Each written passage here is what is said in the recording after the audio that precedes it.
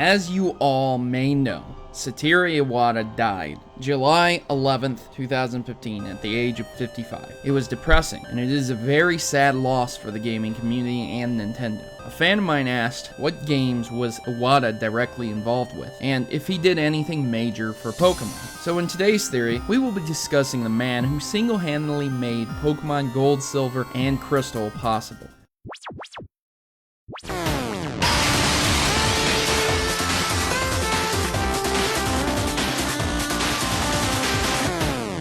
So the theory is, Iwata was involved with many games, but did he actually program or make any big changes to the Pokemon games? And that is a good question. Until 2002, Iwata was working with HAL, which was famous for the Kirby universe and of course Earthbound. I need to emphasize this, without Iwata, Earthbound may have never been finished. Iwata not only worked on these games, but he has a list of over 100 games where he is mostly the executive producer for them. However, Pokemon Gold and Silver is special. Iwata did something very important for these two games, and if he had not, they might have been very different entries into the series.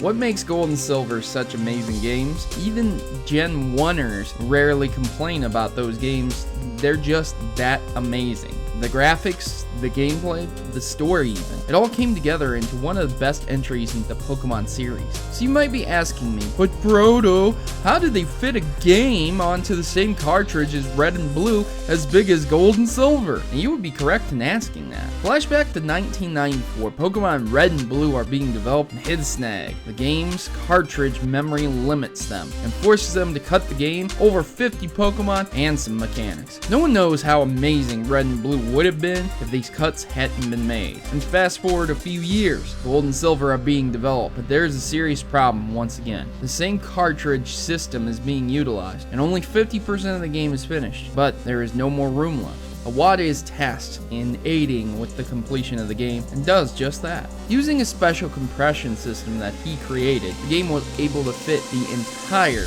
Kanto region and all 250 Pokemon with all the mechanics as well. So you might also be asking, well, what is compression? Compression is reducing the full size of something in exchange for pure quality. For example, if you wanted a video to not be 1 GB, you would compress it into a format that's a little more friendly and a resolution to match, like a 720p resolution might reduce that by halfway instead of having it at pure 1080p.